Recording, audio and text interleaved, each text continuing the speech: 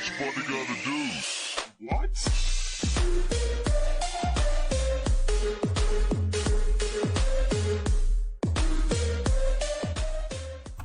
All right, it's your boy Japanese Tutor, and I forgot to unmute my mic for the first time I recorded this. So now you get the better version of it. So I'm going to go through it again. And let's go ahead and do this. We're going to put on the music. We're going to be covering the Maroczy Unbound, and we're going to understand the plans of the Maroczy Bind. So in most of the 20th century manuals for beginners, they said, do not allow the Maroczy Bind. Just don't allow it. Don't allow it at all. So the bind is no longer the terror it once was, but still requires great care from black because two of its best sources of counterplay are d5 and b5 are discouraged because of white's c pawn on c4. In addition, the pawn on c4 shortens the reach of black's pieces and especially his heavy pieces. So the bind arises in two basic forms, and depending on which way black plays, so it can be the Maroczy Dragon or the Maroczy Hedgehog, right? Or just the Maroczy Bind in general. And so you can get it from a few different positions. So like here, the Maroczy Bind, let's say knight f3, knight c6, here, d4 takes, g6, c4 here, right? We have the Maroczy Bind, and basically the Maroczy Bind is saying, hey, I'm going to gain control of d5. That's one of the most common ways of black achieving counterplay in this opening. And it can also be done in some King's Indian lines, some English lines, and you can also even have it as black, right? So let's say you play c4, right? And they play c5. If you play knight c3, knight here, knight 3, d5, takes, you know, g3, knight here. Now, you can prepare this obviously with f6 and then e5 maybe, but this is also playable. We have some crazy complications after here takes, knight takes d1, knight takes here, after king d8 here and bishop d6. You have a lot of different ways to maneuver, although white is a bit better because of this bishop on the long diagonal, but it's playable, definitely playable. White has a small edge here.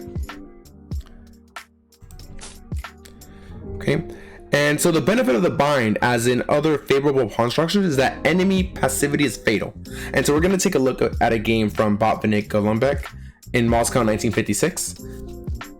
All right, so the game went c4, knight f6, knight f3, c5, g3, g6, b3, bishop g7, bishop b2, castles, bishop g2, knight c6, castles, b6, and then d4 here, trying to get into that structure.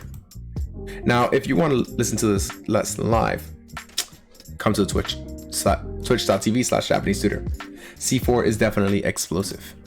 Starting off the move, so after d4, c captures d4, knight captures d4, knight, boom, bishop b7, knight c3, queen c8, and now we say, okay, we're gonna bring it back in knight c2. So this is a really good plan, and we have to kind of give credit where credit is due to Akiba Rubinstein.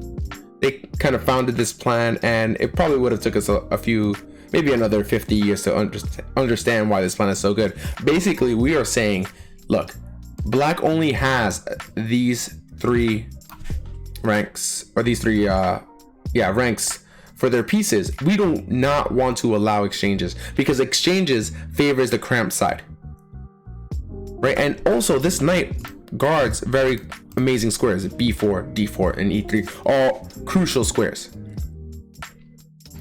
So after knight c2, d6, we're gonna play e4 and getting into the Maroczy structure. It's not obvious that this pawn structure favors white until you consider what happens if black fails to change it. Instead, black decided to occupy d4 with his own knight, and I think that's a very dubious plan. One of the plans that you should play as black is you should try to play for b5, or you should try to play for f5, f5 being the more typical plan. d5 in some cases, but d5 is so hard to really meet because of 1, 2, 3, 4, 5 pieces holding down the d5 break. It's extremely difficult, but if you can do it, try to go for it. That's a common Sicilian plan. right? So he went knight d7, queen d2, knight c5, f4, knight e6, and then after rook d1 he played knight e to d4. And then this is a really bad move because we just exchange, and now you have to give us your good pieces, because now we play knight d5, and knight d5 does two things. Knight d5 threatens e7, right? This check, winning the queen, and it also unleashes the bishop so we can attack here twice.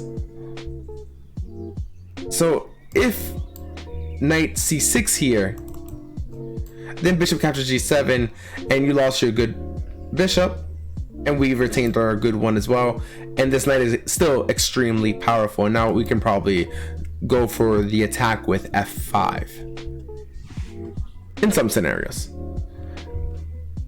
We can also try to play for c5 or e5. We have a lot of plans available to us for having this structure. So what black chose in this game is actually a really bad plan. Bishop captures d5, and we play c captures d5.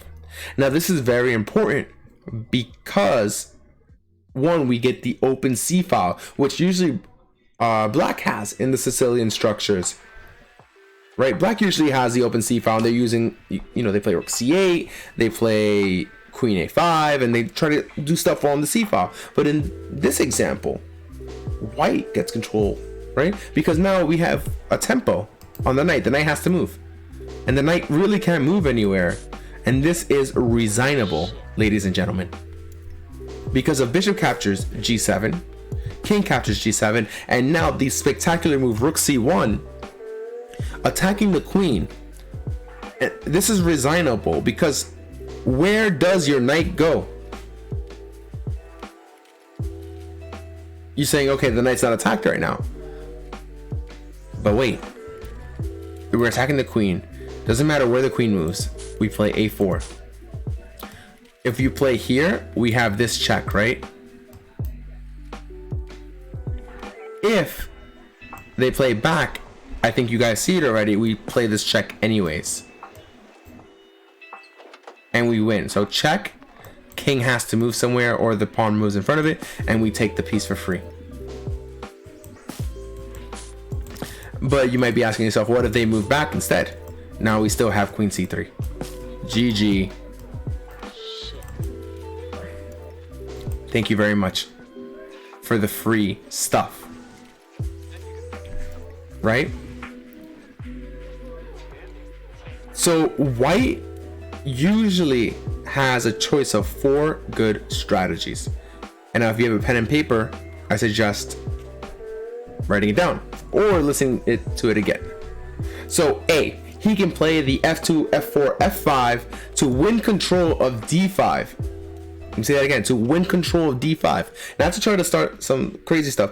d5 is a very important square. We could put a knight on it, and also try to go for some really cool pawn structure stuff. B, he can open up the queen side with c4, c5, right? You probably go b4 first, and then you play c5. He can open the center with e4, e5. Or he can play the Marco Hop structure, which we touched upon in the last lesson, with knight d5. And then you have different plans there where you go f4, f5. You can exchange pieces, play a4, b3, and c4 and d5. Amazing stuff. You have the queen on the e file. You make the Ali Ekin's gun, and you're good to go. Winning pawn structures wins games.